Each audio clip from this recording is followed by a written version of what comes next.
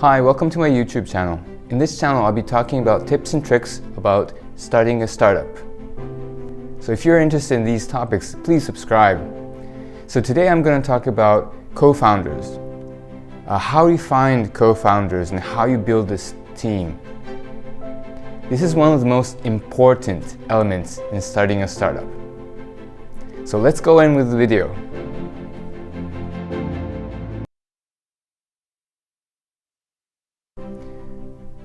Early in the startup, the most important part is the team. Investors will evaluate your startup based on looking at your team members. So if you're able to find a good team, that's a great win, and that will really help you bring your startup forward.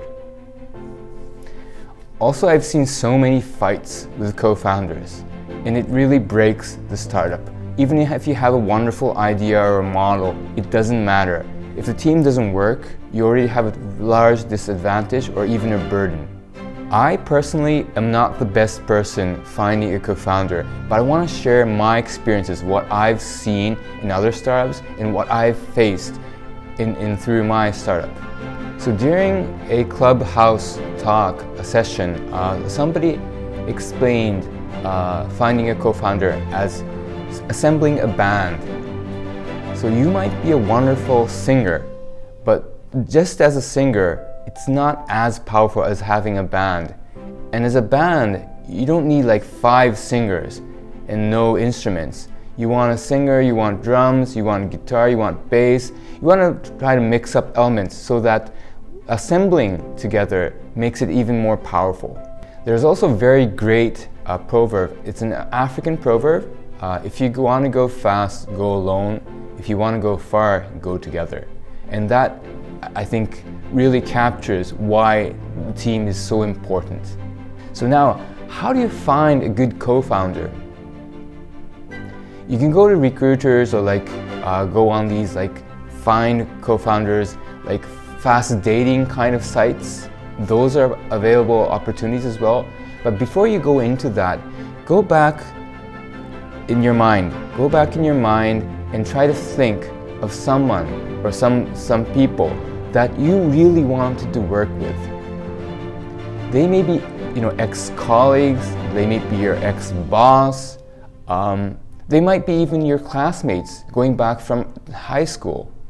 I'm sure you came across with somebody that you really admire and really got along with, and hey, if we're going to do something, we want to do it together. That sort of person.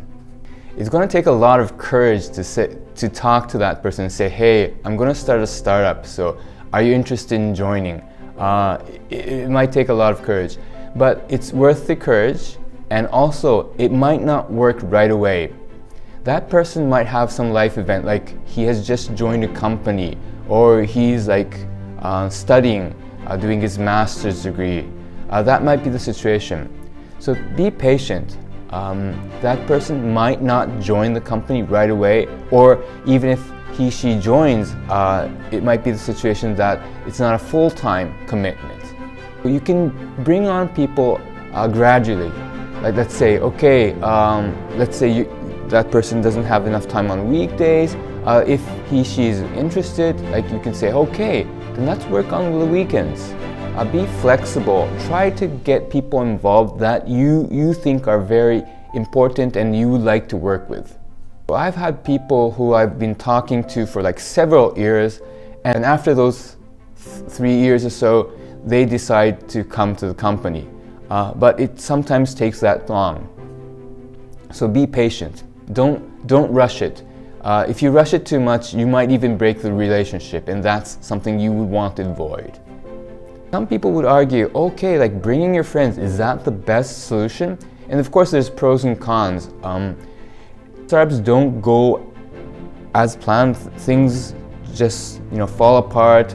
There's lots of hurdles and obstacles that you'll bump into going forward. So there's a chance that will destroy your friendship. So you want to really check if that person is the right fit for your company or your startup. One of the 2 things that I think are very important to bring somebody as your co-founder is honesty and respect. Early on in the relationship, you want to check if that person you can talk to, you can talk about the sensitive stuff. Like, you can challenge that person saying, hey, wouldn't it be better if we would be working on this? Or, talking about the roles, or even about your private life. Because everything's kind of in combined. Things in your private life might have impact on your startup. So you have to have somebody that you can talk to openly about all the elements that you're facing. And the same goes to the person as well. If they can be openly talking about their problems or their situation to you. So honestly, and the respect behind that, being able to touch on the sensitive topics. And adding to the 2 points, if that person is a compliment to you, that's a bonus point. Let's say you're an engineer and you have no knowledge of marketing and sales, bring somebody who can do that. If you're, let's say, an excellent marketer, you might want somebody who can build a product or be able to hire people. Try to find people who can help you out and complete the team. Thank you for watching this video to the very end. I hope this video was helpful. If it was, please give a like, please subscribe, and I'll be posting more videos about tips and tricks of starting a startup in the future. So see you next time.